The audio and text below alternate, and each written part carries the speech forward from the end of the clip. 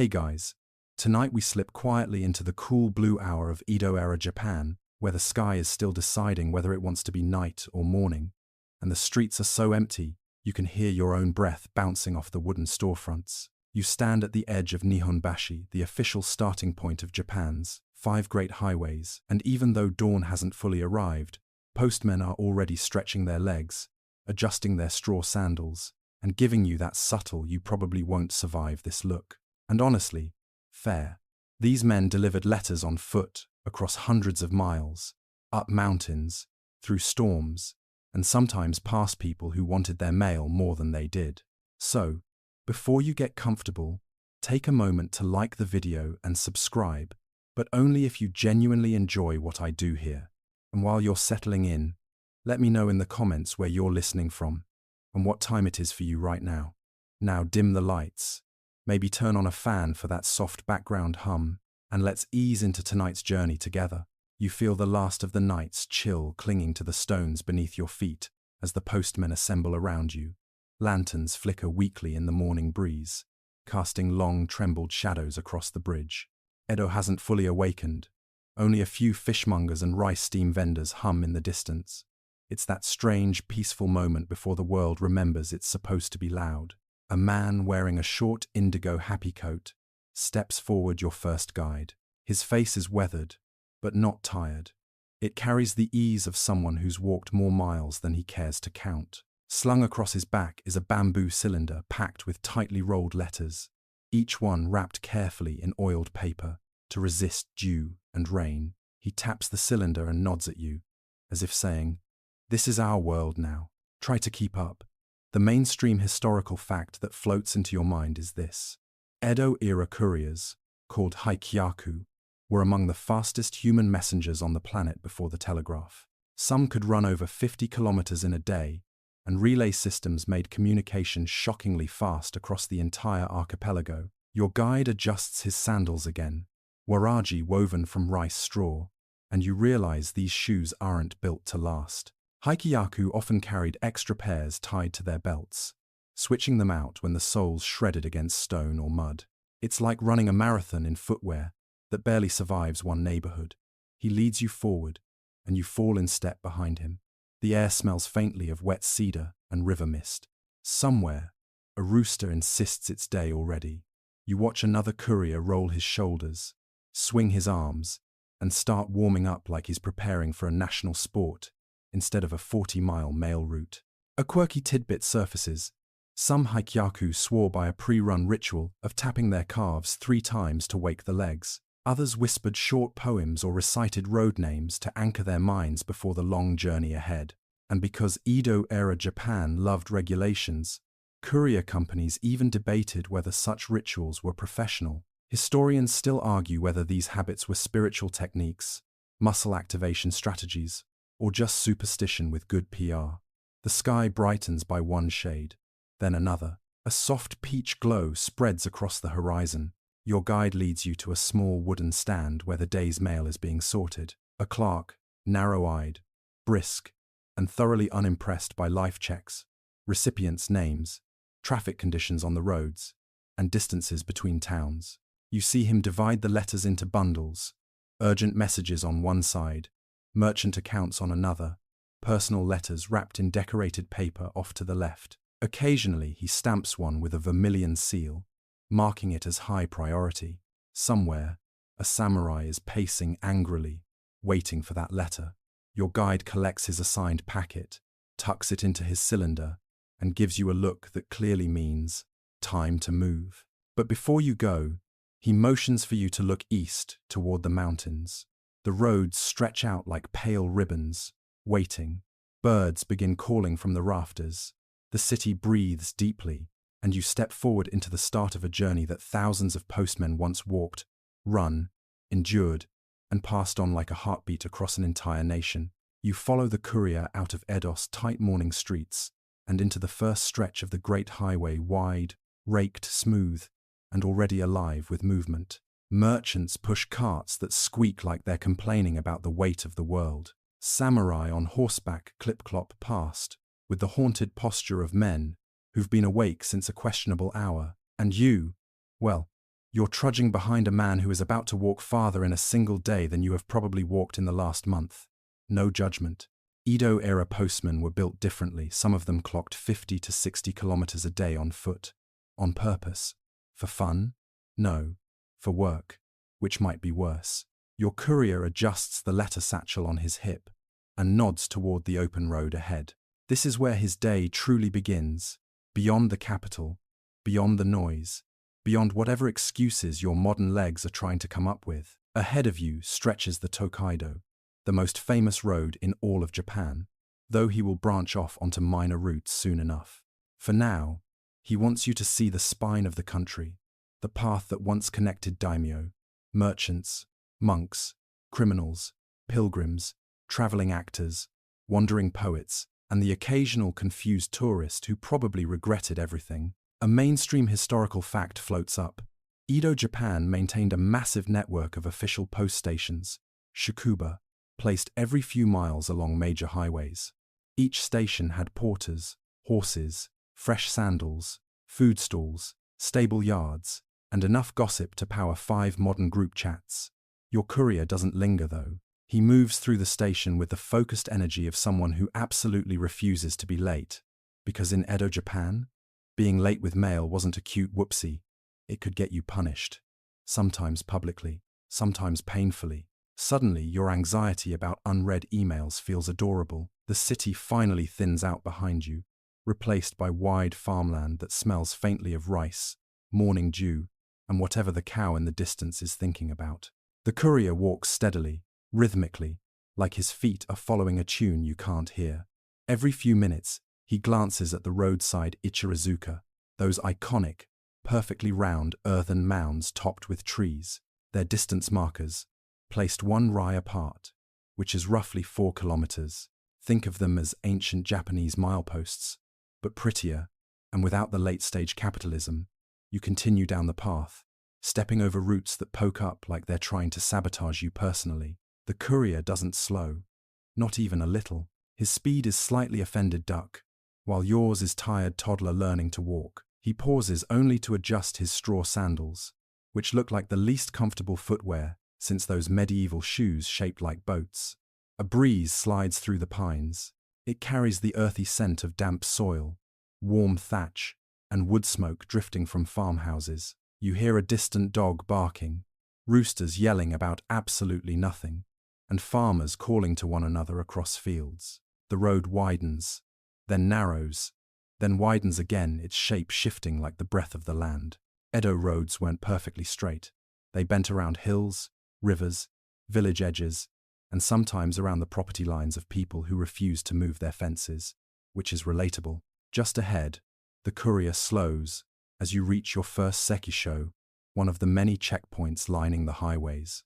These stations existed to control traffic, prevent weapon smuggling, and enforce the famous policy, no guns in, no women out, which sounds like the tagline of a bad historical sitcom, but was actually very real. The guards here wear layered robes, straw hats, and the world-weary look of men who have had to deal with too many travelers asking, "Is there a faster line?"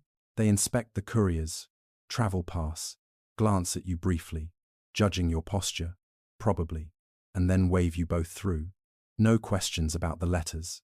Official couriers had near-sacred status, protected by law, respected by samurai, and feared by people who preferred their secrets not to travel.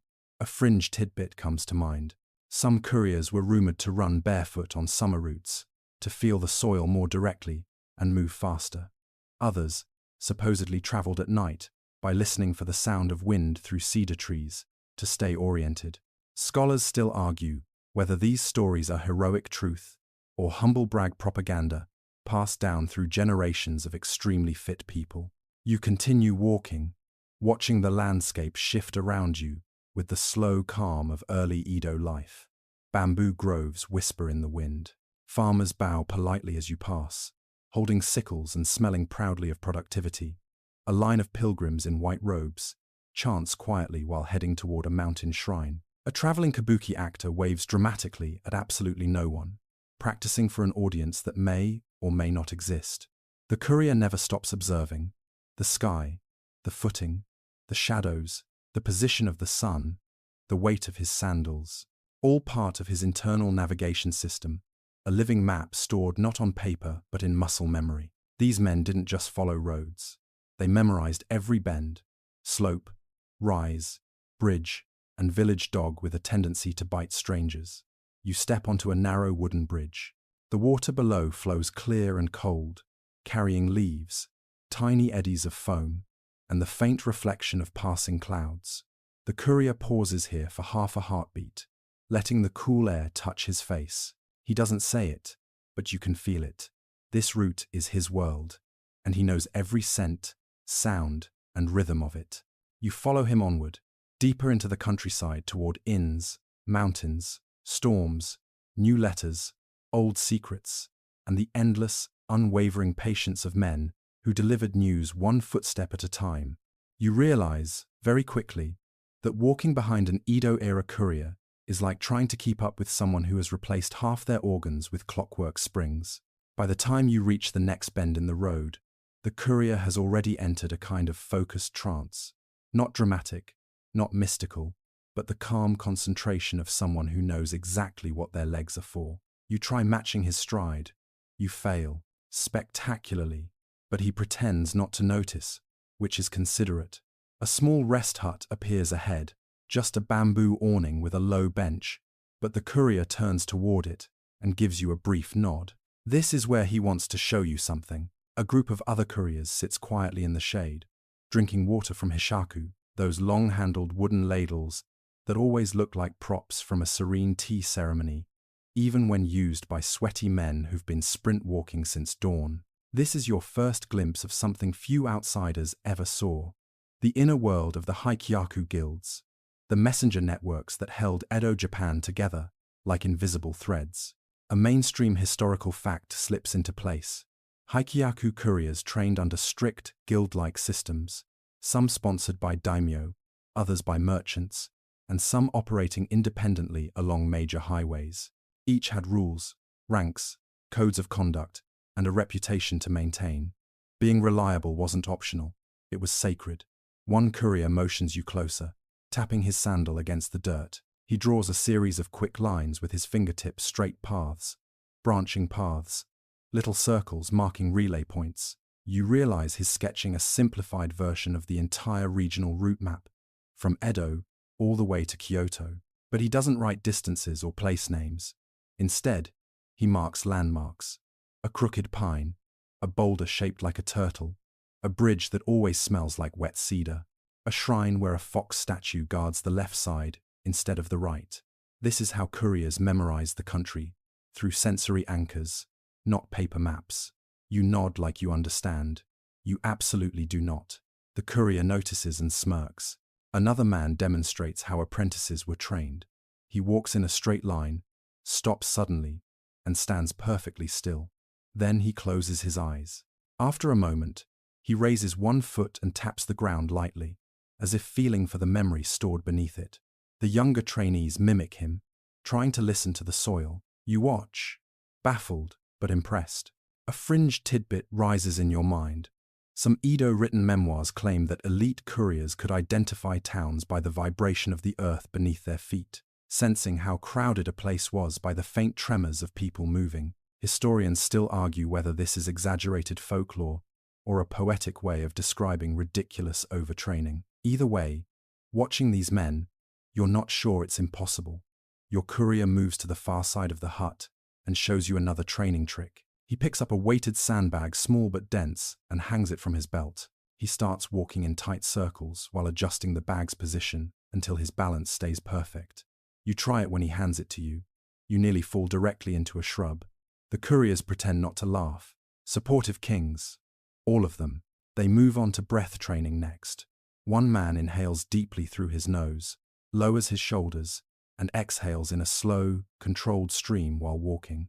The rhythm never breaks. His steps stay identical, light, even, almost delicate, like a monk speed-walking toward enlightenment. Your courier explains with gestures, not words, that proper breath rhythm was essential. It kept their heart rate steady, prevented early fatigue, and allowed them to read the environment's sounds without the distraction of their own. panting something. You are currently doing, like a golden retriever after a hot car ride. When they practice turns, the movement is fluid, pivoting softly at the hips rather than stomping the foot into the ground. Every ounce of energy conserved was another kilometer gained. Suddenly, one courier gives a quiet command. All apprentices rise, gather their satchels, and line up. Their stance sharpens, their expressions settle, and the mood changes. This isn't training anymore. This is testing. Your courier motions for you to watch closely as an elder steps forward holding a small paper strip. He calls out 2 place names, then folds the paper away. The apprentices bow, turn, and immediately start jogging down the road, each taking a different branch. None of them carry written directions. They're expected to know the routes by heart. Your courier taps his temple twice. Memory. Then his chest once. Discipline. You follow him as he demonstrates the full sequence of a courier's training route. He jogs ahead just far enough that you feel both abandoned and inspired. When he stops, he points to the horizon where the road bends around a low hill, disappearing into trees. Then, he traces a line in the air, sharp and straight, showing the invisible path that runs through his mind, even when the real one twists. They navigated through memory, not sight. As you continue forward, you see a makeshift practice post, just a wooden stand with a dangling cord. Trainees are meant to run past and lightly strike it with their satchel, simulating a delivery handoff. You try it. You miss. Completely. Your courier pats your shoulder with sympathetic disappointment. The guild training ends with a simple ritual. The men bow deeply toward the road, not to a person, not to the elders, but to the path itself. A quiet acknowledgement that their lives depend on its patience. The couriers gather their satchels. Your courier walks ahead, sandals whispering over the dirt. You follow, realizing you're no longer just watching a delivery route. You're watching a lifetime of discipline carved into every footstep. You follow the courier onto a stretch of road where the air shifts again, softening, warming, humming faintly with human activity. The sky is now a gentle ribbon of pale blue, and the lanterns behind you glow weaker, almost embarrassed at how bright the morning has suddenly become. You hear it before you see it. The muted thump of feet, the splash of ladles in wooden basins, the murmur of sleepy voices lifting into the day. The first relay station lies just ahead, tucked into a bend of the old Nakasendo, like a secret someone tried to hide, but didn't hide very well. The Honjin rises out of the mist, not grand, but purposeful. Its wooden beams sit square and stout, the thatched roof sloping like it can't decide if it wants to shed rain or gossip. Couriers slip in and out of its open entrance, their footsteps soft on the packed dirt. You feel the shift instantly. This isn't a resting place. It's a living organism, a heartbeat of Eidos communication network. A man to your left leans over a trough, scooping water with practiced boredom. He tosses a ladle to your courier without looking. Your guy catches it mid-air with the reflexes of someone who has lived their entire life trying not to spill hydration. You try to imitate his smooth movement, but the ladle bounces off your fingers and lands in the dirt with a splat. A few couriers glance at you with sympathetic amusement. You pretend you meant to do that. You didn't. The Honjin courtyard is already busy. Runners roll stiff shoulders, stretch calves, shake out sleeves. Someone is chewing rice with the expression of a man coming to terms with his life decisions. 2 others compare foot wraps like sneakerheads debating limited edition releases. Inside the station house, porters shuffle bundles, servants refill tea, clerks check travel permissions, and a young runner, barely older than a student, recites his destination under his breath again and again, as if afraid the world will move it while he blinks. A mainstream historical fact slips into your mind. Edo-era relay stations weren't simple pit stops. They were government-regulated hubs, built with strict rules, each Honjin expected to house officials, support couriers, supply water, offer shelter, and maintain detailed records of everyone passing through. Like medieval airports, but with fewer shoes and significantly more mud, your courier steps inside one of the side buildings, and you follow. A faint smell of tatami and dust greets you. A clerk sits behind a low desk, ink brush tapping impatiently. He barely looks up as he logs your courier's arrival with rapid strokes. Your runner bows. The clerk bows back. Not because he's polite, but because bureaucracy demands mutual exhaustion. Another runner arrives, breathless, collapsing to his knees as he presents a sealed packet. The clerk inspects it, as if expecting the envelope to confess a crime. Only after a full 10 seconds of scrutiny does he nod permission for the runner to proceed. The man stands, wobbles, downs a ladle of water, and disappears again like a comet with knee problems. Outside, more couriers gather under a wooden awning. One pours a trickle of warm tea into his hands, warming frozen fingers. Another rubs herbal oil across the soles of his feet, grimacing with a pain that suggests centuries of identical grimaces before him. Someone cracks a joke about the last runner who tried to sprint past the station without checking in.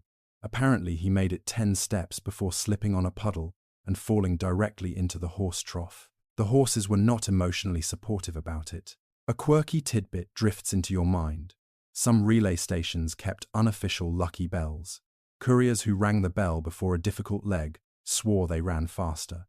Others believed ringing cursed the next stretch. Historians still argue whether these bells were superstition, motivation tools, or just noisy ways to stay awake at dawn. One sits here by the entrance, small, slightly dented, dangling from a fraying rope. You see a courier tap it gently as he walks past. Insurance, probably. Your courier drinks deeply from a wooden cup, wipes his mouth with the back of his sleeve, and checks the straps of his satchel. Then he turns to you, nods once, and heads toward the Kisokaido track that snakes northward. The station behind you is still bustling, voices rising, shoes scuffing, travelers negotiating for warm food, porters stacking parcels thicker than winter futons. But the road ahead waits, quiet, narrow, deceptively simple. The station fades behind you as you walk. You feel it in your legs and in your lungs. This system only works because hundreds of feet, hundreds of hearts, hundreds of weary but determined bodies move in coordination across mountains, villages, and storms. This Honjin is only the first pulse. The next beat waits just ahead. You follow the courier back onto the open road, and almost immediately you notice it. His steps change. Not the speed, not yet, but the rhythm, a subtle shift, as if his body has slipped into a quiet gear that only postmen of the Edo-Era ever truly mastered. You try matching it, but your stride feels chaotic by comparison, like a toddler wearing shoes for the first time. He isn't hurrying, he isn't slowing, he is calibrating. The road ahead stretches gently over low hills, each curve smooth and deceptive. Edo roads were designed for foot traffic, but that doesn't mean they were gentle. The soft morning light flattens the landscape, making every incline look easier than it is. Your courier's posture stays upright, shoulders relaxed, arms loose, breath flowing out in slow, deliberate puffs. You can almost hear the training behind each inhale. A mainstream historical fact slips into place. Edo couriers Hikyaku were legendary for their speed. The fastest could cover up to 300 kilometers in a single day, using relay systems, signature pacing, and a very determined relationship with lung capacity. Stories of their endurance spread so widely that foreign observers assumed they were exaggerations until they tried running the same route and nearly passed out halfway. Your courier glances at you as you stumble slightly over a rock. His expression is kind, but also vaguely concerned, like he's wondering whether he should alert the local temple to prepare a restorative prayer in advance. You straighten up, trying to imitate his form. It sort of works. Your spine thanks you. Your calves do not. The man picks up the pace, not a sprint, but what you might call a committed jog. His feet land almost silently despite the uneven road. You realize why. He lands mid-foot, rolling forward smoothly. No slapping, no stomping, no drama. Efficient, quiet, sustainable. The Edo equivalent of switching your Fitbit to power-saving mode. He signals for you to watch his breath. You listen closely. 4 light steps, then an exhale. 4 more, then inhale. It's a walking meditation, but one that might kill you if you get it wrong. A young courier runs past in the opposite direction, sandals flicking dust into the air as effortlessly as a broom brushed by a ghost. He carries nothing but a baton-like message tube strapped across his chest. He doesn't even look tired.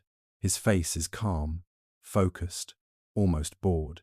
You consider asking your courier how long it takes to achieve that level of serenity, but he answers without words, as if reading your mind by pointing to his legs, then at the horizon, then making a many years gesture with his hands. You nod, trying not to wheeze audibly. A quirky tidbit surfaces. Some haikyaku trained by running with small stones or metal pellets tucked inside their cheeks. Not for chewing, for discipline. If they breathed too hard or lost control of their breath, the stones would fall out. Instant failure. Ancient Japan's version of keep your form or else. Historians still argue whether this training method was universal or more of a tough love regional practice, but the mental image of dozens of runners jogging stoically with cheeks puffed like determined hamsters is strangely inspiring. Your courier slows just enough for you to catch up. He taps your elbow and gestures toward your shoulders, then lowers his own as a demonstration. You mimic the motion and instantly feel less like a bag of potatoes pretending to be a human. Your stride steadies. His rhythm starts to seep into your bones. Soft steps, slow breath, straight spine. A runner's posture designed not for speed, but for endurance.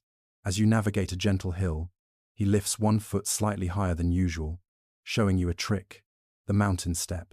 It conserves energy by shifting weight forward rather than upward. You try it, and miraculously, you don't immediately regret your life choices. A group of runners appears ahead, gathered around a small milestone. They're practicing pacing drills, moving in synchrony, each adjusting cadence to match the lead courier. The leader calls out numbers under his breath, marking breaths, steps, transitions. One runner is clearly new. He stumbles out of rhythm, and the group repeats the drill without complaint.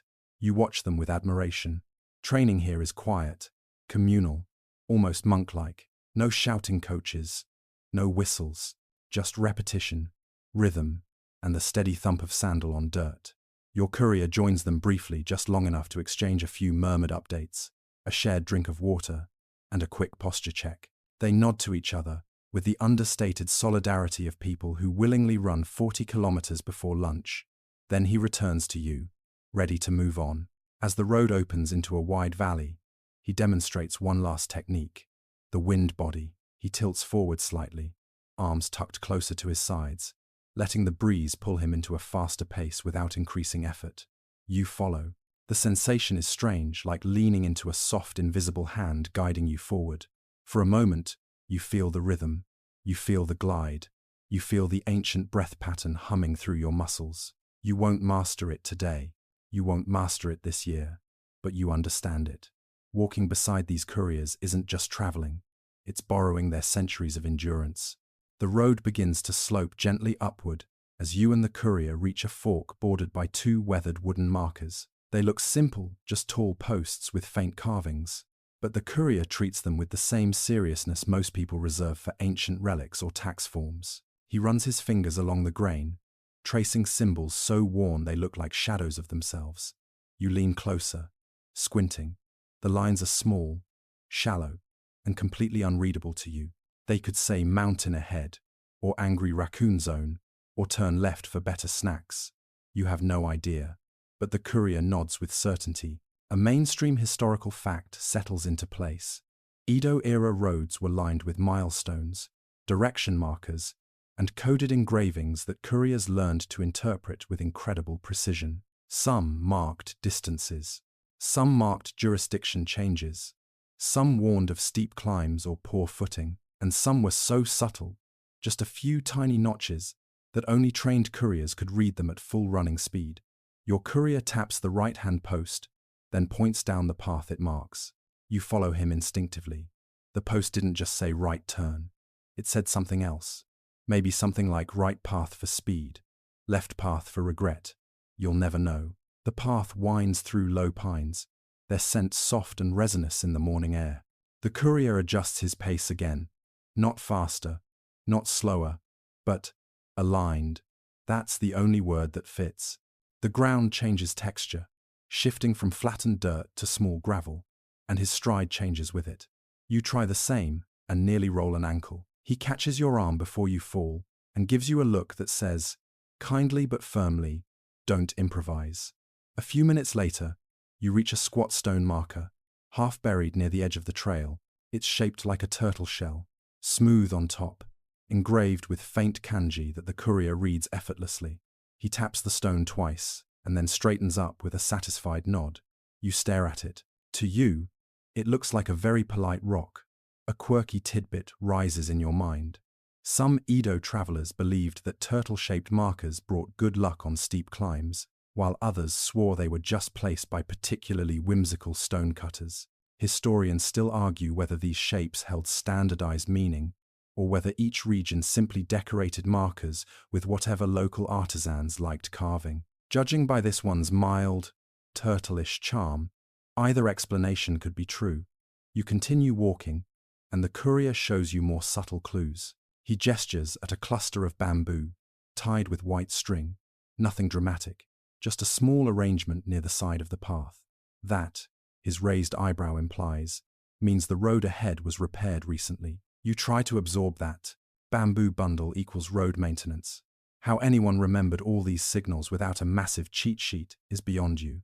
As you continue, the courier stops beside a tall wooden board mounted on two posts. Unlike the earlier subtle markers, this one stands boldly in the open. The writing is formal, deliberate, and so crisp you can almost feel the brush strokes that made them. He reads silently, then gestures for you to inspect. You attempt to decode the elegant kanji, but your brain offers only, this is definitely writing.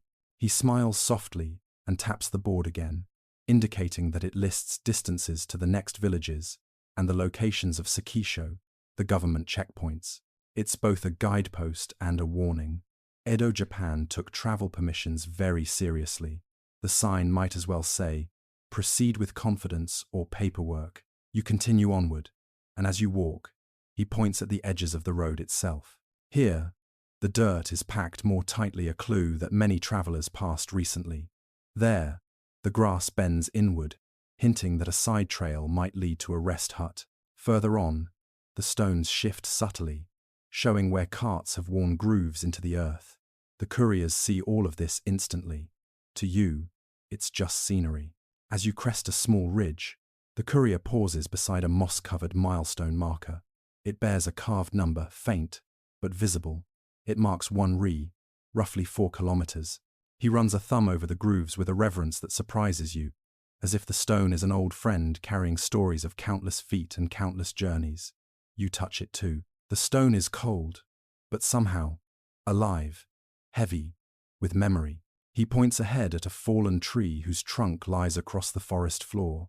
A slash carved across its bark diagonal, and deliberate signals a detour. You never would have noticed it if he hadn't guided your gaze to the exact angle of the groove.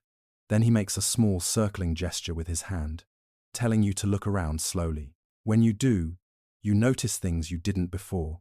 Tiny strips of cloth tied to branches, marking past storm damage.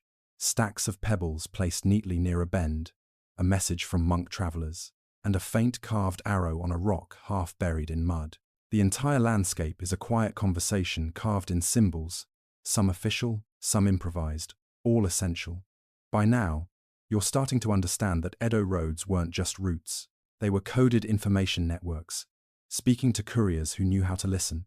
Your courier steps forward again and gestures for you to follow. And as you walk beneath tall cedar shadows and soft morning mist, you begin to see the road not as a path, but as a language. The air cools sharply as the road begins its slow rise toward the mountains. The trees thin, the sky widens, and the courier's breathing shifts into a steady, controlled rhythm. Deep exhale, short inhale, deep exhale, like he's sinking himself to the climb. You feel your own lungs protesting before the incline even gets serious, but the courier moves as if the slope is nothing more than an inconvenient suggestion. The earth beneath your feet changes texture again, gravel giving way to flatter stones shaped by years of footsteps. The courier taps one with his toe and nods. You don't know why until you notice. The stone is angled slightly to the right.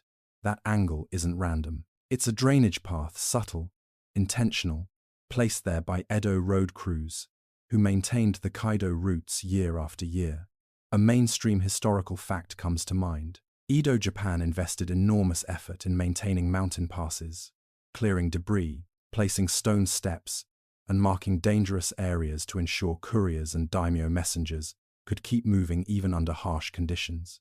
But maintained doesn't mean easy. The climb steepens. The courier leans forward, adjusting the weight of his mail pack so it rests high on his shoulders. You try copying him and immediately miscalculate your center of gravity. He steadies you before gravity claims a victory. The path narrows to a rocky ledge, hugging the side of a ridge. Down below, far below, the tops of pines ripple in the wind. You take a careful step. The courier takes 3, light and assured. He has done this 1,000 times. As you climb higher, you hear the first sharp whistle of mountain wind funneling between cliffs. The courier stops, turns his head slowly, and listens. You try listening too, but all you hear is cold air being rude. Yet something in his expression tells you that the wind just delivered a full weather briefing. He steps to the side of the trail and places his palm near the rock face. You watch, curious. He's not touching it, just hovering near it, feeling how the wind bounces back. A quirky tidbit floats up. Some Edo couriers believed they could read approaching weather by sensing vibrations in cliff faces, claiming stone-absorbed wind before humans could feel it. Historians still argue whether this was technique, superstition, or just a poetic exaggeration passed down through courier lore. But watching the courier now, hand steady, eyes half closed, you can't dismiss it entirely. The wind shifts suddenly, colder and thinner. The courier nods again. To him, it means, no storm today, but clouds by evening. To you, it means your fingers feel like slightly miserable icicles. He gestures for you to examine the ground. Now that you're paying attention, you see it clearly. The stones here are slicker, faintly darker, polished by countless boots and snowmelt. He points at the tiny patches of moss clinging along the side, another clue. Moss means moisture. Moisture means the stones could turn treacherous with even a whisper of rain. He signals for careful steps. You oblige, clinging to your dignity like it's a loose obi sash. Far ahead, the ridge opens into a wider stretch. As the path levels, you notice wooden posts lining the side of the trail, simple beams hammered into the earth, leaning at different angles. Some are nearly straight, others tilt slightly toward the cliff or toward the mountain wall. You raise an eyebrow. The courier smirks. These, he explains through gesture alone, were wind markers. Posts leaning inward meant strong downward gusts. Outward-leaning ones hinted at sideways winds that could topple unprepared travelers. Straight ones meant calmer air, safe footing, safe progress. You test this theory by lightly pushing one post. It doesn't budge. The wind bent these, not people. The path climbs again. Your calves complain loudly. The courier climbs in silence. When you reach a narrow stone staircase carved directly into the ridge, the courier pauses at the base. He taps the first step twice. You follow, tapping it too, feeling the faint vibration echo up the stairs. Then he climbs quick, efficient, steady. You follow slow, questioning your life choices. Halfway up, a gust of wind hits the cliff and rebounds, brushing your left side. You freeze. The courier doesn't even look back. He raises a hand briefly. You're fine. Keep going. Somehow, that simple gesture carries more reassurance than any speech could. At the top of the pass, the world opens. The courier stands tall on the ridge, scanning the path ahead. You watch his eyes move left to check distant clouds gathering near a valley, right to inspect the line of dark green pines, then down toward the shadowed slope that curves around the next mountain. To him, this is not a pretty view. It's information, a moving map. He crouches and brushes his fingers against the dust where the trail flattens. The dirt is cool and packed tightly. No recent travelers, no fresh cart grooves, no hoof prints. But he finds one faint footprint, tiny, shallow, angled, which he reads instantly. A runner passed here at dawn, headed east. You stare at the footprint again. It barely exists. How he noticed it is beyond your mortal comprehension. A soft rumble echoes from below a distant waterfall. The courier tilts his head, listening. Water volume tells him how much snow is melting. Snowmelt tells him how slippery the next descent will be, and suddenly, he nods, as if the mountain itself just updated its travel advisory. He gestures for you to follow, and as you begin your descent, it hits you. Crossing a mountain pass isn't just about climbing, it's about reading. Reading stone, reading wind, reading silence. Where you see scenery, the courier sees signals. Where you see danger, he sees rhythm. And every step brings you deeper into a world where the mountain itself becomes the map. The moment you step off the mountain pass and into the next stretch of the road, the air changes again, subtly at first. Then, unmistakably, the breeze carries a faint sweetness, like wet bamboo in distant riverbanks. The courier slows his pace just slightly, enough for you to notice. His nostrils flare the way a chef might smell soup to judge if someone added salt. You try it too. All you get is tree scent with a side of exhaustion. The courier glances upward toward a thin layer of morning cloud spreading across the sky, flat, pale, and quiet. No rumbling edges, no dramatic shapes, but it tells him more than it tells you. His shoulders tilt forward a little, as if he's adjusting the mailbag to prepare for something. A mainstream historical fact surfaces. Edo-era couriers were trained to detect early signs of rain long before the first drop fell, because letters often written on delicate washi could be ruined instantly. Some runners even carried oiled paper wrappers or cloth covers to protect scrolls during storms. When you glance at the mailbag, you notice the layers: leather outside, oiled paper inside, each fold purposeful. The courier pats the bag lightly. Message received. You walk farther until the first real clue appears. A cluster of leaves trembling in a way that doesn't match the wind. You squint. The leaves aren't shaking randomly, they're shaking downward. The courier nods at the sight.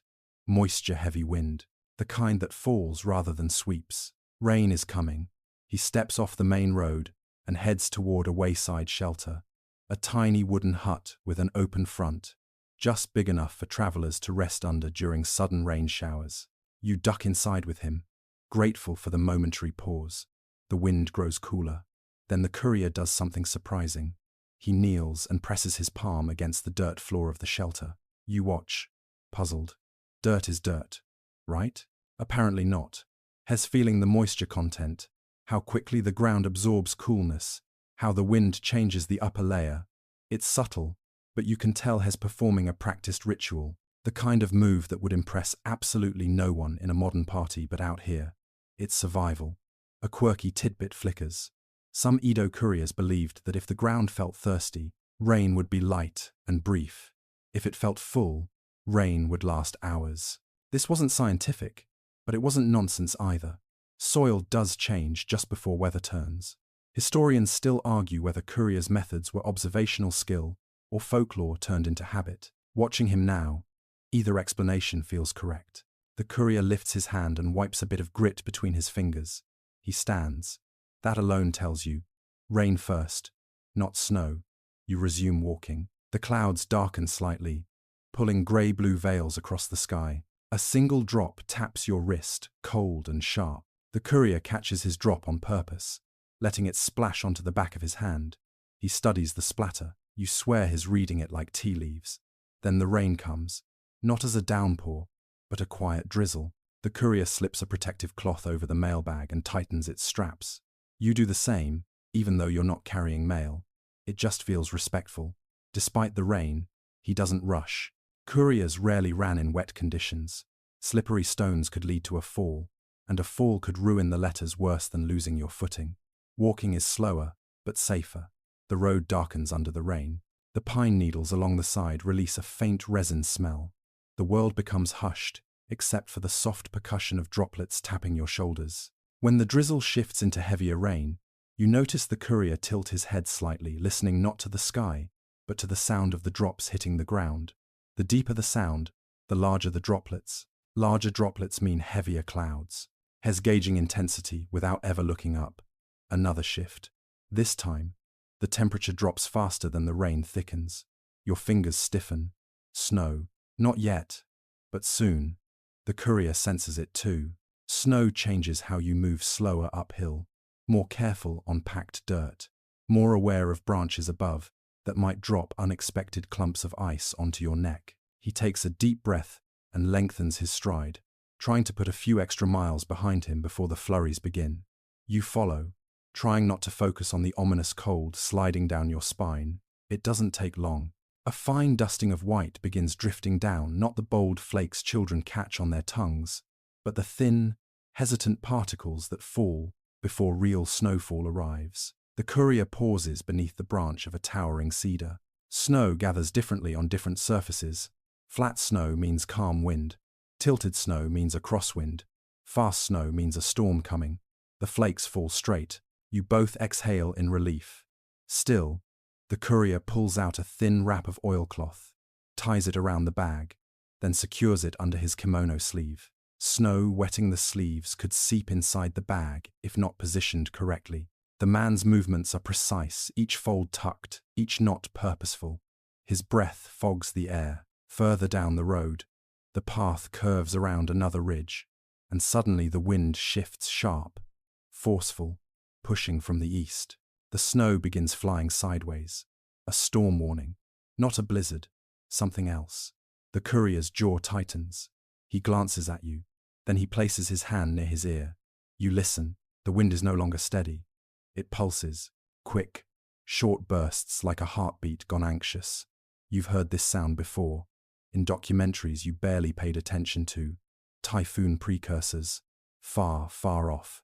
Not today, not tomorrow. But eventually, he points toward the ground where puddles have formed. The ripples aren't circles, they're diagonal. Diagonal ripples mean shifting low pressure, the kind associated with tropical storms. You gasp softly. The courier shrugs. Typhoons are part of life.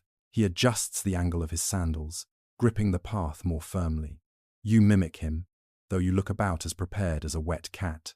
Together, you continue walking, snow easing again, rain tapering off, wind calming just slightly, and in the quiet that follows, you realize something profound. Couriers didn't fight weather, they read it, and then they moved, step by step, in harmony with whatever the sky decided. You move deeper into the Edo night, following a courier who seems entirely unbothered by the darkness swallowing the road. The air is cooler now, wrapped in that soft hush that only comes once villages have banked their fires and pulled shutters closed. Lanterns along the post road flicker faintly in the far distance, but this runner ignores them completely. He doesn't use light. He is the light, or at least, he moves as if he doesn't need any. He adjusts the strap across his shoulder, the small lacquered mailbox tucked securely against his hip. Night runners move faster, he told you earlier. No crowds, no heat, no excuses. And now, as he sets off down the dirt path, you discover something else. They also move quieter than a guilty cat sneaking across tatami. You try keeping pace. You fail immediately. His feet barely disturb the dust. Your steps sound like a taiko drum being hit by an enthusiastic toddler. He glances back once, giving a tiny, sympathetic nod, something between, "You'll get used to it," and "No, you won't." A mainstream historical fact slips into place. Edo-era night couriers were elite specialists who trained to run in near-total darkness, relying on memorized road layouts, the feel of the ground underfoot, and faint silhouettes of trees, fences, and ridgelines. They often covered the same route so frequently they could predict every slope, every ditch, every stone that never moved. You trip on the first stone. He doesn't even break stride. The moon climbs slowly behind thin clouds, casting a pale silver over the path. The runner raises a hand slightly, not to gesture to you, but to feel the airflow. The wind direction helps him sense open fields versus wooded patches, and the temperature shift warns him of water nearby. You can barely tell wind from your own breathing, but he seems to hold an entire map inside his chest. Then you see it. He tilts left just before reaching a fork in the road. You didn't even notice the fork, because both paths look identical in the dark, but he recognized the faint outline of a leaning pine tree, one he probably passes dozens of times a month. It functions as his turn left here street sign. A quirky tidbit rises. Some night runners tied tiny metal charms to their sleeves. Not for luck, but so they could hear the faintest jingle when their rhythm changed. If the sound wavered, it meant their posture had slipped, or the road incline was shifting, or danger lay ahead. Tonight's courier doesn't wear charms, but you notice a subtle tapping sound each time his wooden getter touches down, steady, deliberate, like a heartbeat guiding the night. Meanwhile, your breathing sounds like a dying accordion. The road bends between rice fields, now drained and shimmering with moonlit water. Fireflies drift lazily above the paddies, their soft glows reflecting off the surface like scattered stars. The runner doesn't look at them, but he uses them. Their movement often reveals wind pockets or approaching storms. You wonder how anyone can see all these signs at once, but he somehow weaves them together into something coherent. Listen, he whispers. You try. At first you hear nothing but your own pulse crashing around your skull. But then the world widens, frogs croaking from the deeper pools, reeds rustling gently on your right, and the rhythmic hush of distant waves from a coastline you didn't realize was so close. The sounds form a layered map around you. Road curves right soon, he murmurs. You believe him. You also believe you would have walked straight into a drainage canal. Far ahead, a checkpoint lantern glows weakly, but instead of approaching it directly, the runner veers into a narrow side path, a shortcut used only at night. Checkpoints were stricter during bright hours, but at night, runners carrying official mail often slipped through alternate routes to save time. This wasn't illegal, it was simply efficient, and efficiency was the Edo postal system's love language. Scholars still argue whether these unofficial shortcuts were sanctioned traditions or tolerated secrets, but the confidence with which he takes this path suggests the answer is yes. You stay close, stepping carefully as the ground shifts beneath your feet. The runner's pace doesn't falter. He slows only once to check a small wooden milestone marker carved with worn kanji. He touches the top with his fingertips, not to read it, but to make sure the texture matches the one he remembers. Wood changes subtly over seasons, and he memorizes those changes like chapters in a book. The forest thickens. Trees crowd around the path, branches weaving overhead like fingers. Moonlight fades to almost nothing. You prepare to crash face first into something, but the courier continues confidently, guided only by the feel of the dirt, the incline, and the faint scent of cedar. You whisper, "How can you see?" He replies, "I don't." Then he taps his chest. Road is here. It's infuriating, inspiring, and extremely on-brand for Edo-Era specialists. As the forest thins, you catch your breath finally. Ahead, the coastline glints under the moon, quiet and glassy. The runner stops atop a small ridge and looks out, listening to the night's chorus like a musician tuning his own rhythm. You watch him center his breathing, shift his weight, and prepare for the next leg of the journey. This is the world of Yoru Hashiri, the night runners. And somehow, in this deep, silent darkness, you begin to understand why they preferred the night. Fewer eyes, fewer rules, more sky, more road, and a kind of freedom you've never felt before. You barely have time to catch your breath before the night runner leads you toward a wider path framed by tall, swaying bamboo. The moon above has slipped behind a cloud, turning the world into a soft grey silhouette, quiet, gentle, and absolutely perfect for trouble. The runner slows for the first time tonight, not because he's tired, but because he's being cautious. His posture changes, shoulders lower, steps lighten, head tilts just enough to catch sound from every angle. You suddenly feel like you're walking beside a fox who has spent his entire life avoiding traps built by wolves. A mainstream historical fact floats up. Edo-era roads were safer than many medieval highways, but they were absolutely not danger-free.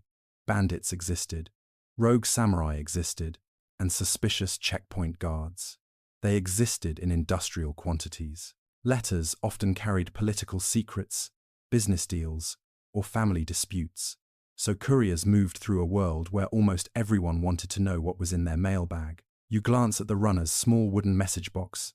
It looks innocent enough, until you imagine the wrong person wanting to peek inside.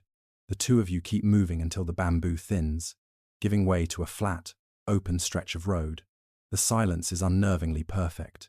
No crickets, no wind, no water nearby, just stillness. The runner stops, doesn't speak, just listens. Then you hear it, a faint crunch. 2, maybe 3 sets of footsteps somewhere ahead. Uneven steps, heavy boots, definitely not farmers heading home late. Farmers don't walk like they're trying to make the soil file an insurance claim. A quirky tidbit surfaces. Some couriers carried small percussion stones in their sleeves, tapping them against each other subtly to create misleading echoes, tricking potential bandits about their location or number. Tonight, though, your runner doesn't reach for any tricks. He simply slips off the road, guiding you toward a cluster of trees. You barely make a sound, but he still gives you a look that suggests you are moving at the volume of a parade float. Through the branches, you spot them.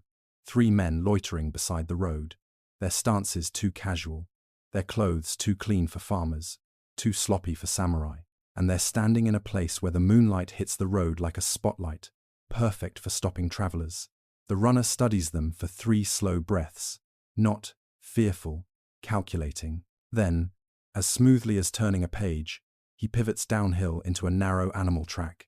You descend, nearly sliding, while he remains upright the entire time. The track reconnects to the main road far ahead, bypassing the danger completely. By the time you climb back up, the men you saw earlier are long behind you. The courier doesn't gloat. He doesn't speak. He simply adjusts the strap of his message box and continues forward, as if avoiding bandits were just another scheduled stop on tonight's delivery route. And honestly, it is.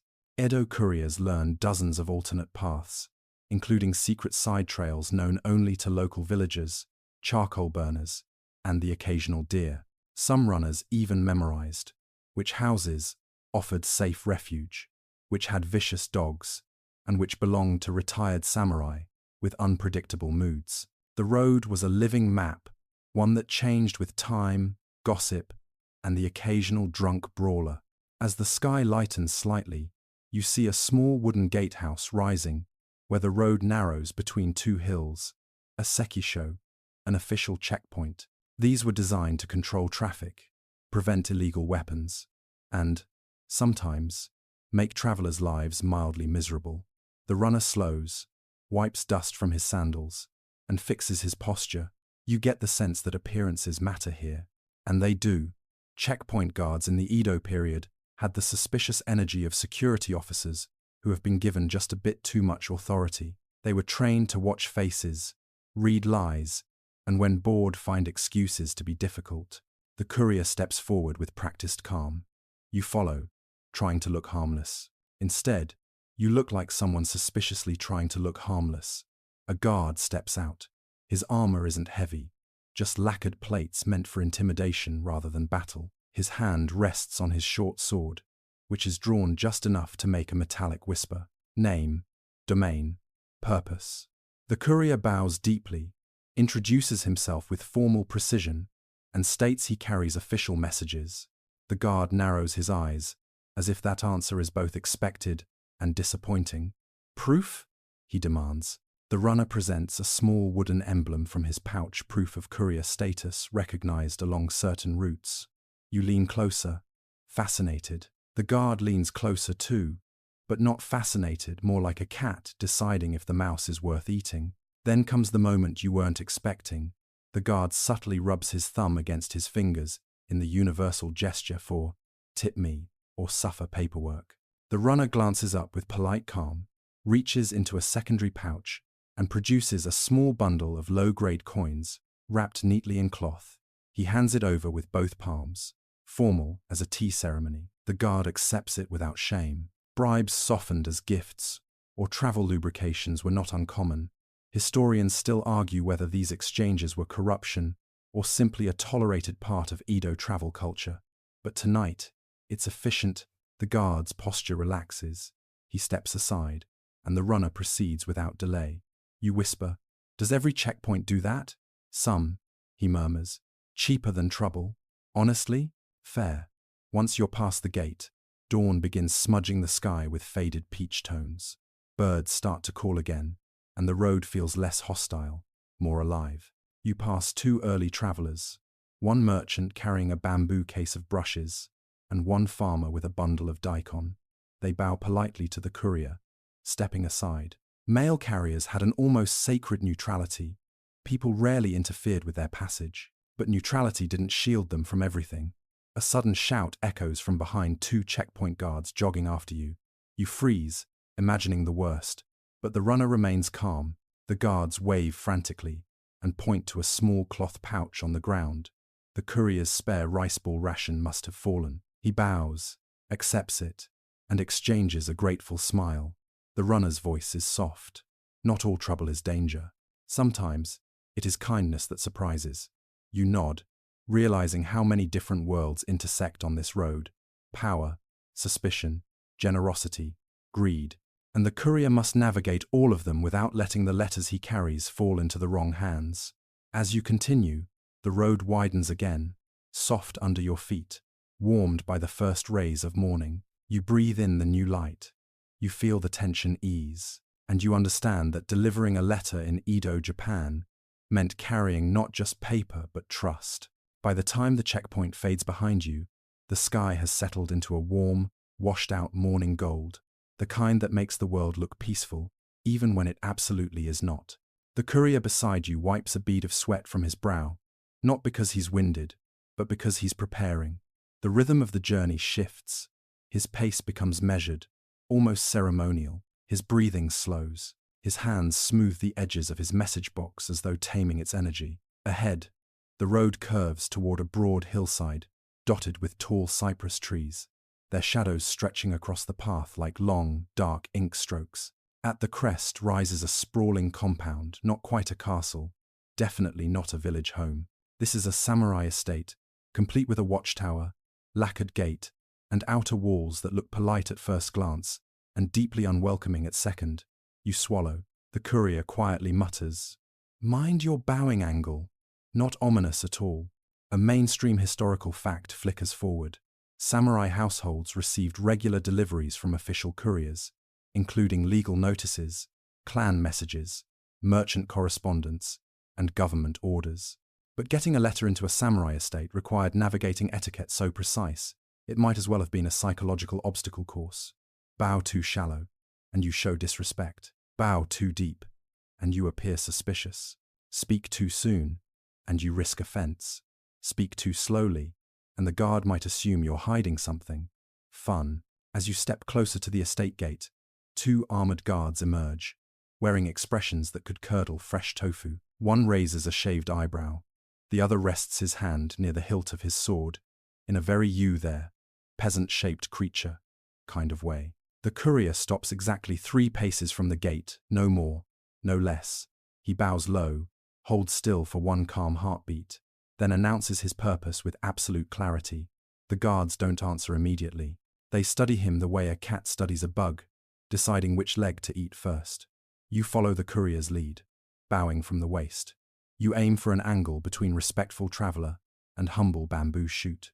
Probably too low, because when you straighten up, one guard is staring directly at you with the expression of someone thinking, "Is this one all right?"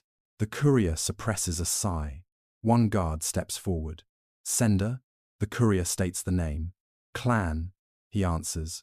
"Purpose?" He answers again. Then comes the final question. "Urgency?" The courier waits. Just a breath. Too fast is disrespectful. Too slow is suspicious. Finally, he says, "Timely, but not immediate," with the steady tone of someone who has delivered hundreds of letters into the hands of people who could kill him for phrasing something incorrectly. The guards step aside, but only for him. You remain standing there, apparently not meeting the threshold requirements for entering this particular realm of politeness and sharp weapons. After a moment, the courier gestures subtly, an invitation for you to follow. The guards exchange glances, silently deciding whether you're harmless enough to be allowed into the second, less murdery zone of the compound. Eventually, they nod. You walk under the gate, heart thumping. Inside, the estate feels strangely peaceful. A stone path curls through tidy gravel gardens. Carved lanterns flank the walkway. You hear the hush of distant water, maybe a garden stream. Samurai estates weren't just fortresses. They were controlled environments, designed to reflect order and calm, even if the guards outside seemed allergic to both. As you near the main residence, a retainer emerges.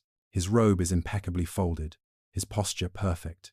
his gaze sharp enough to slice kombu. He extends both hands slowly and waits for the courier to present the message box. But this is where etiquette gets interesting. A quirky tidbit floats up. Couriers were not allowed to hand letters directly to the samurai themselves, nor could they push forward with casual confidence.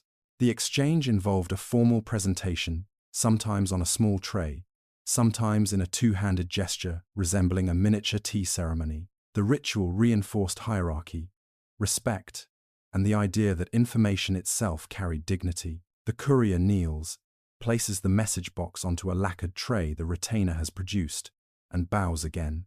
The retainer bows in return, the angle carefully measured to show authority without disrespect. For a moment, you feel like you've stepped into an invisible mathematical grid of bows, breath lengths, and precisely timed pauses. The retainer lifts the tray with smooth, practiced grace. He turns, disappearing into the residence. Silence settles. A bird chirps. Another retainer arrives with a small tray of teacups, 2 cups only. The courier accepts one with quiet gratitude. You hold yours awkwardly, trying not to spill or drop anything, which is a challenge because your hands have apparently forgotten how to human. The tea is warm, soothing, slightly grassy. You start to relax. Then the retainer returns. This time, he brings something new, a return letter. You blink. Already? The courier receives it with a bow. The retainer bows again. Everyone bows. Your lower back begins filing a protest report. As you step outside the estate, the courier finally allows himself a weary exhale. Samurai deliveries weren't always dangerous, he explains, but they demanded composure. One poorly timed gesture could ruin a courier's reputation across the entire region. You believe him.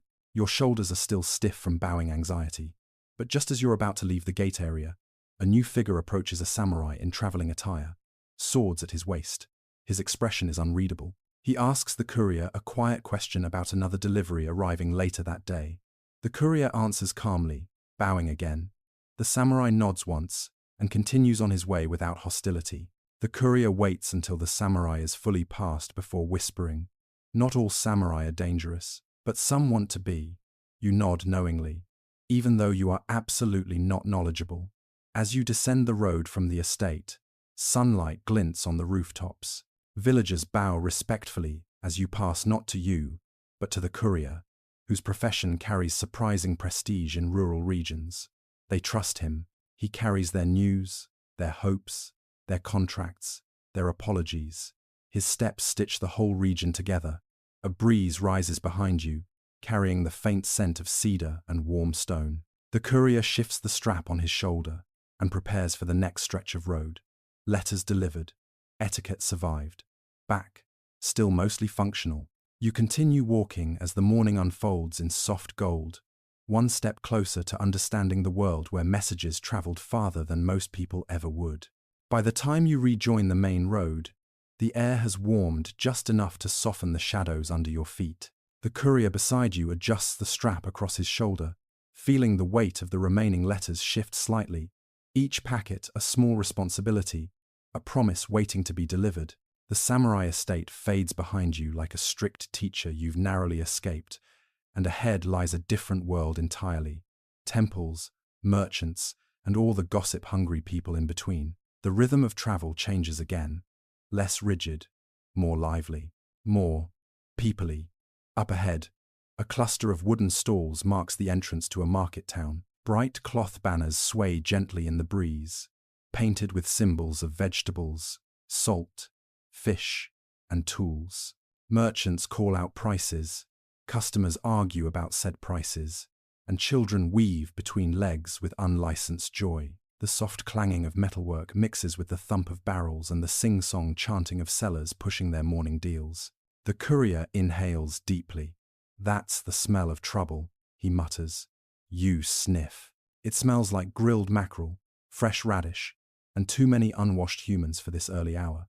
A mainstream historical fact rises. Edo-Era postmen frequently delivered news to merchants, who depended on letters for everything: market updates, shipping schedules, price changes, and family instructions. Merchant networks were some of the fastest communication webs in the entire country, often outrunning official government channels. A single courier could alter the price of rice in 3 towns simply by handing over one letter. You step into the marketplace and instantly feel the shift everywhere you look. People are negotiating. Women examine cloth with the precision of trained inspectors. Men haggle loudly over fish prices.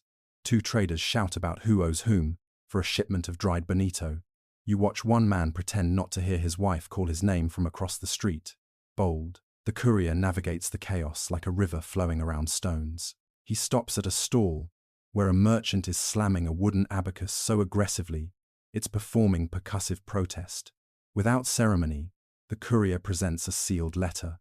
The merchant freezes, blinks 3 times, then breaks into a grin so wide you can practically hear the coins rattling in his imagination. He bows deeply, too deeply for a merchant, honestly, and slips the courier a small bag of dried persimmons. Payment, or gratitude, or both. As you move along, the courier points out how quickly news spreads in places like this. You notice it too. A whisper travels faster than a shout. One merchant reads a line from his letter, mutters something to his assistant, and within moments the spice seller, 2 stalls away, is adjusting his prices, like dominoes made of commerce.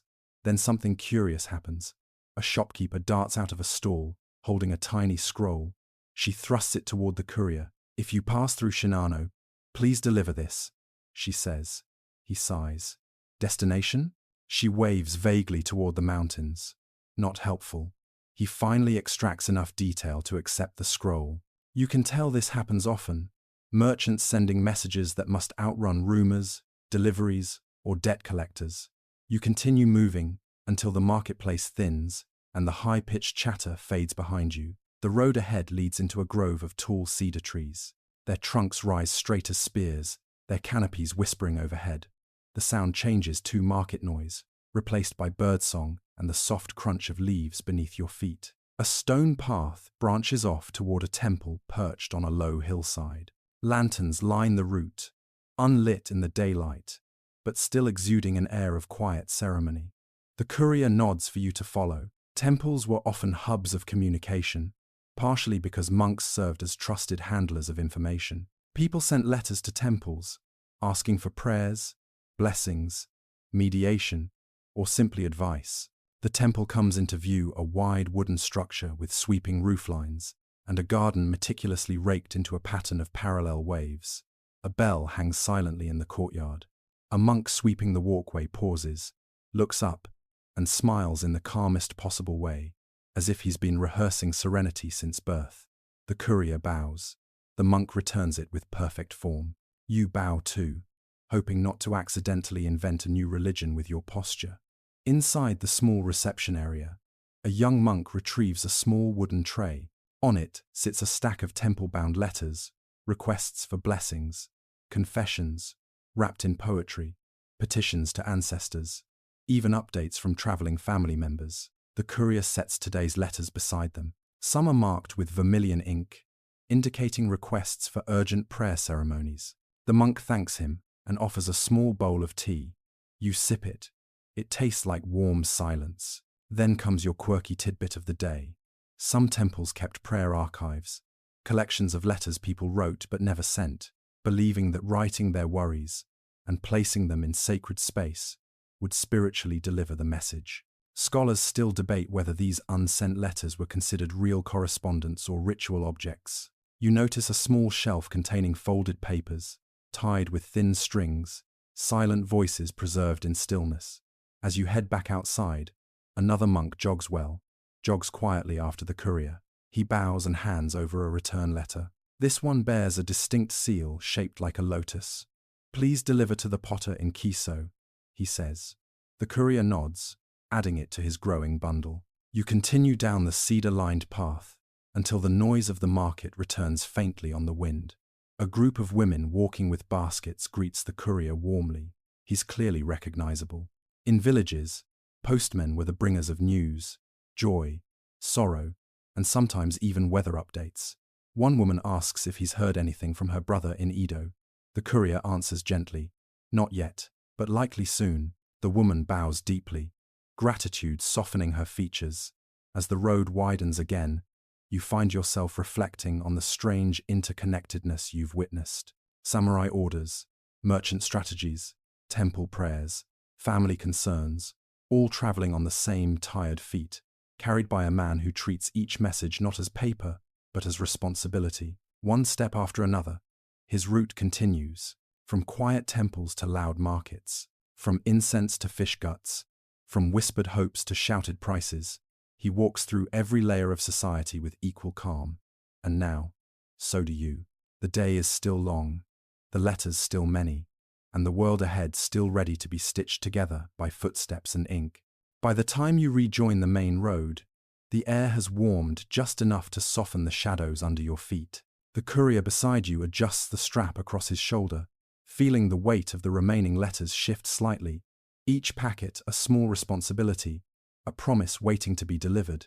The samurai estate fades behind you like a strict teacher you've narrowly escaped, and ahead lies a different world entirely. Temples, merchants, and all the gossip-hungry people in between. The rhythm of travel changes again, less rigid, more lively, more people-y. Up ahead, a cluster of wooden stalls marks the entrance to a market town. Bright cloth banners sway gently in the breeze, painted with symbols of vegetables, salt, fish, and tools. Merchants call out prices, customers argue about said prices, and children weave between legs with unlicensed joy. The soft clanging of metalwork mixes with the thump of barrels and the sing-song chanting of sellers pushing their morning deals. The courier inhales deeply. "That's the smell of trouble," he mutters. You sniff. It smells like grilled mackerel, fresh radish, and too many unwashed humans for this early hour. A mainstream historical fact rises. Edo-era postmen frequently delivered news to merchants, who depended on letters for everything: market updates, shipping schedules, price changes, and family instructions. Merchant networks were some of the fastest communication webs in the entire country, often outrunning official government channels. A single courier could alter the price of rice in 3 towns simply by handing over one letter. You step into the marketplace and instantly feel the shift everywhere you look. People are negotiating. Women examine cloth with the precision of trained inspectors. Men haggle loudly over fish prices. 2 traders shout about who owes whom for a shipment of dried bonito. You watch one man pretend not to hear his wife call his name from across the street. Bold. The courier navigates the chaos like a river flowing around stones. He stops at a stall where a merchant is slamming a wooden abacus so aggressively it's performing percussive protest. Without ceremony, the courier presents a sealed letter. The merchant freezes, blinks 3 times, then breaks into a grin so wide you can practically hear the coins rattling in his imagination. He bows deeply, too deeply for a merchant, honestly, and slips the courier a small bag of dried persimmons. Payment, or gratitude, or both. As you move along, the courier points out how quickly news spreads in places like this. You notice it too. A whisper travels faster than a shout. One merchant reads a line from his letter, mutters something to his assistant, and within moments the spice seller, 2 stalls away, is adjusting his prices, like dominoes made of commerce. Then something curious happens. A shopkeeper darts out of a stall, holding a tiny scroll. She thrusts it toward the courier. "If you pass through Shinano, please deliver this," she says. He sighs. "Destination?" She waves vaguely toward the mountains. Not helpful. He finally extracts enough detail to accept the scroll. You can tell this happens often. Merchants sending messages that must outrun rumors, deliveries, or debt collectors. You continue moving until the marketplace thins and the high-pitched chatter fades behind you. The road ahead leads into a grove of tall cedar trees. Their trunks rise straight as spears, their canopies whispering overhead. The sound changes to market noise, replaced by birdsong and the soft crunch of leaves beneath your feet. A stone path branches off toward a temple perched on a low hillside. Lanterns line the route, unlit in the daylight, but still exuding an air of quiet ceremony. The courier nods for you to follow. Temples were often hubs of communication, partially because monks served as trusted handlers of information. People sent letters to temples, asking for prayers, blessings, mediation, or simply advice. The temple comes into view, a wide wooden structure with sweeping rooflines, and a garden meticulously raked into a pattern of parallel waves. A bell hangs silently in the courtyard. A monk sweeping the walkway pauses, looks up, and smiles in the calmest possible way, as if he's been rehearsing serenity since birth. The courier bows. The monk returns it with perfect form. You bow too, hoping not to accidentally invent a new religion with your posture. Inside the small reception area, a young monk retrieves a small wooden tray. On it sits a stack of temple-bound letters, requests for blessings, confessions, wrapped in poetry, petitions to ancestors, even updates from traveling family members. The courier sets today's letters beside them. Some are marked with vermilion ink, indicating requests for urgent prayer ceremonies. The monk thanks him and offers a small bowl of tea. You sip it. It tastes like warm silence. Then comes your quirky tidbit of the day. Some temples kept prayer archives, collections of letters people wrote but never sent, believing that writing their worries and placing them in sacred space would spiritually deliver the message. Scholars still debate whether these unsent letters were considered real correspondence or ritual objects. You notice a small shelf containing folded papers, tied with thin strings, silent voices preserved in stillness. As you head back outside, another monk jogs quietly after the courier. He bows and hands over a return letter. This one bears a distinct seal shaped like a lotus. Please deliver to the potter in Kiso, he says. The courier nods, adding it to his growing bundle. You continue down the cedar-lined path until the noise of the market returns faintly on the wind. A group of women walking with baskets greets the courier warmly. He's clearly recognizable. In villages, postmen were the bringers of news, joy, sorrow, and sometimes even weather updates. One woman asks if he's heard anything from her brother in Edo. The courier answers gently, "Not yet, but likely soon." The woman bows deeply, gratitude softening her features. As the road widens again, you find yourself reflecting on the strange interconnectedness you've witnessed. Samurai orders, merchant strategies, temple prayers, family concerns, all traveling on the same tired feet, carried by a man who treats each message not as paper, but as responsibility. One step after another, his route continues, from quiet temples to loud markets, from incense to fish guts, from whispered hopes to shouted prices. He walks through every layer of society with equal calm. And now, so do you. The day is still long, the letters still many, and the world ahead still ready to be stitched together by footsteps and ink. The road bends gently toward a quieter horizon, and for the first time today, the weight on the postman's shoulders looks lighter, not because he's stronger, though he absolutely is, but because his mailbag is now empty, completely empty. For Edo couriers, this was the closest thing to a spa day. You watch him loosen the cloth strap, shift it behind him, and stretch his shoulders with a soft grunt that says, "Finally." You fall into step beside him as he begins the long return journey, the pace noticeably different.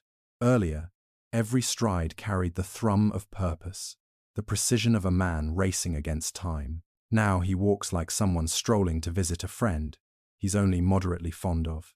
Relief, but not too much relief. Edo Japan still had rules, after all. A mainstream historical fact comes to mind. Official couriers often returned home without carrying anything, because letters typically flowed from the capital outward more than they flowed back in. That meant a runner might sprint dozens of miles fully loaded, and then meander home listening to frogs croak and merchants bicker. The return trip became a decompression ritual, and it shows. His breathing slows, his posture relaxes, his sandals scuff a little more, instead of landing with perfect runner precision. The man has entered what you might call post-mail Zen mode. You approach a small tea hut along the road, a familiar one judging by the way the postman raises 2 fingers in greeting before you've even seen who's inside. An elderly couple emerges, bowing warmly. The woman hands him a cup of roasted barley tea. The man hands you one too, even though you did absolutely none of the work today. You accept it anyway. Free tea is free tea. The postman drinks deeply, lets out a soft sigh, and leans against the wooden post supporting the hut's roof. The couple asks if delivery went smoothly. He nods, They ask if any bandits gave trouble. He shakes his head. They ask whether the new taxes mentioned in the magistrate's letter are going to ruin everyone's lives. He gives a non-committal shrug, which in Edo courier language means, "Look, I carried the message. I didn't write it." A quirky tidbit surfaces as you finish your tea. Some return route huts were known for serving specific snacks to runners, ranging from chestnut cakes to slightly suspicious energy balls, made of rice, beans, and whatever else could be mashed into a sphere. Historians still argue whether these snacks were genuinely nutritious or just excuses for runners to take longer breaks. You wouldn't mind a snack right now, but the postman is already moving again, waving goodbye with an ease that suggests this is part of his weekly rhythm. The road unfolds into warm afternoon light. Villagers pass by carrying baskets of vegetables. Children trot home from school. A pair of traveling actors in oversized straw hats rehearse lines dramatically as they walk. The postman nods at each group with the casual familiarity of someone who has passed them 100 times. Without letters weighing him down, he finally has energy for tiny slices of social life. One farmer calls out, asking if he's delivered a message to the merchant's daughter in town. Another shouts for news of the weather upriver. A third simply complains loudly about his back pain. The postman listens to all of them with the neutral serenity of a man who has mastered the art of acknowledging without committing. You pass a roadside shrine where a pair of candles flicker inside a wooden alcove. The postman pauses, bows briefly, and straightens his mailbag strap, empty though it is. The gesture seems habitual, respectful. Even running empty, he treats the road like something sacred, because it is. The entire Edo communication system depended on these walkers, who covered more distance in a week than your smartwatch dreams you can. The trail gradually dips into a valley where rice paddies glow in the softening afternoon sun. The air is warm and humid, filled with the faint croak of frogs and the rhythm of distant water wheels. This is the peaceful part of the journey, the portion meant to reset the mind before reaching home. You can practically feel your muscles relaxing as you walk. The postman steps over a small wooden bridge, spanning a narrow stream. He stops in the middle, leans on the railing, and gazes down at the water. You stand beside him. The reflection is wavy and golden, rippling like a silkscreen painting. For a long moment, neither of you say anything. Not out of solemnity, just pure, unadulterated whoo. He eventually straightens, stretches his calves, and resumes walking. A faint smile touches his face, the kind that comes from knowing the hardest part of the day is behind him, but the road still carries echoes of urgency. As you continue, you notice several markings carved into posts and stones, the same ones he used earlier for pacing and distance. He glances at them almost absent-mindedly, a habit burned so deeply into his instincts that he probably does it even in his dreams. You wonder if Edo couriers ever forgot they were off duty. Turning a bend, you re-enter the edges of his home village. Dogs bark lazily. Smoke rises from hearths. A couple of kids race past you, wooden swords clacking. An old woman waves from her porch, calling out, "Long route today?" The postman lifts a hand in silent confirmation. His shoulders finally relax fully. This is the moment he stops being a courier and starts being a neighbor again. You follow him through the winding alleys until he reaches his small, tidy home. He steps inside, removes his sandals, and hangs the empty mailbag with a tenderness that borders on ritual. You stand in the doorway, absorbing the simple peace of the scene. The end of a demanding day lived one footstep at a time. The road is quiet now. The burden is gone. The journey home is complete. But tomorrow, hell, pick up that bag again. The next morning, you find yourself walking beside the postman again, this time on a gentle rise, just beyond the village. The light is different now, softer, stretched thin across the landscape like silk pulled over a frame. The road winds below you in long, pale ribbons, still damp with early dew. Crickets murmur somewhere in the grass, and a faint breeze carries the smell of damp earth and warm cedar. The postman stops halfway up the hill and gestures for you to follow. His pace is slower than before, as if this climb isn't about urgency but understanding. When you reach the top, the world opens like a painted screen. Layered hills, scattered farmhouses, distant streams gleaming like silver threads. The old Edo road cuts through it all, quiet, steady, unchanged.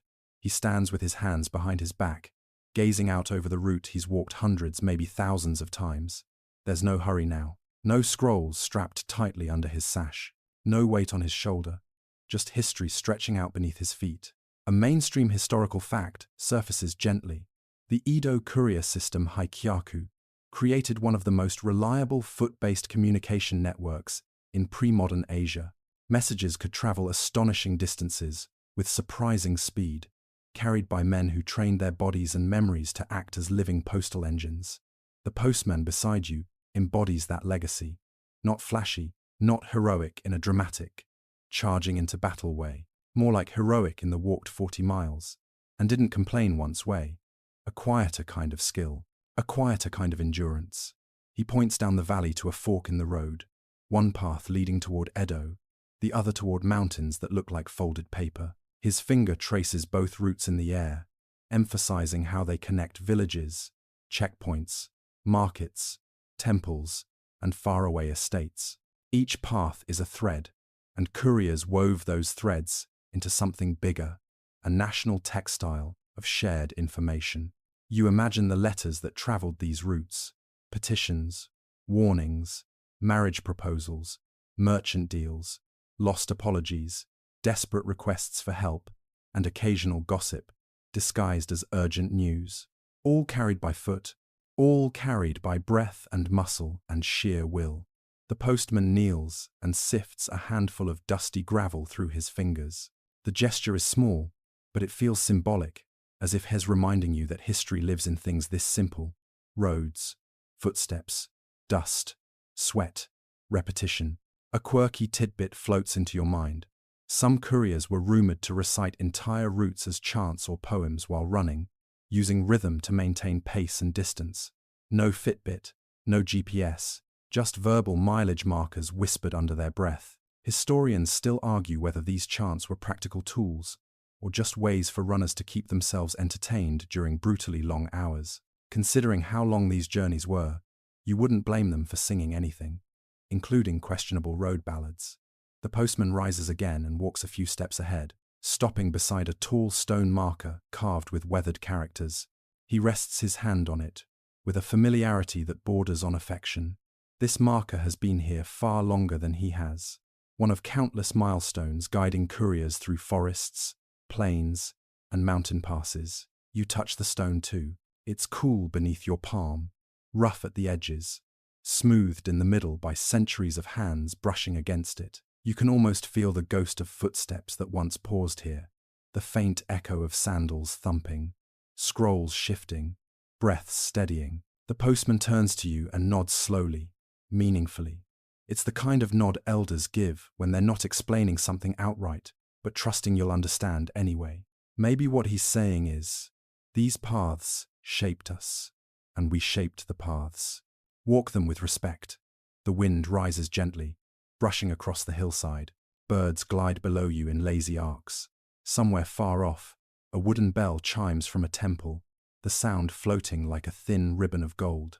The postman begins descending the hill. You follow him, stepping carefully along the narrow path. As the road comes back into view, you see it differently now.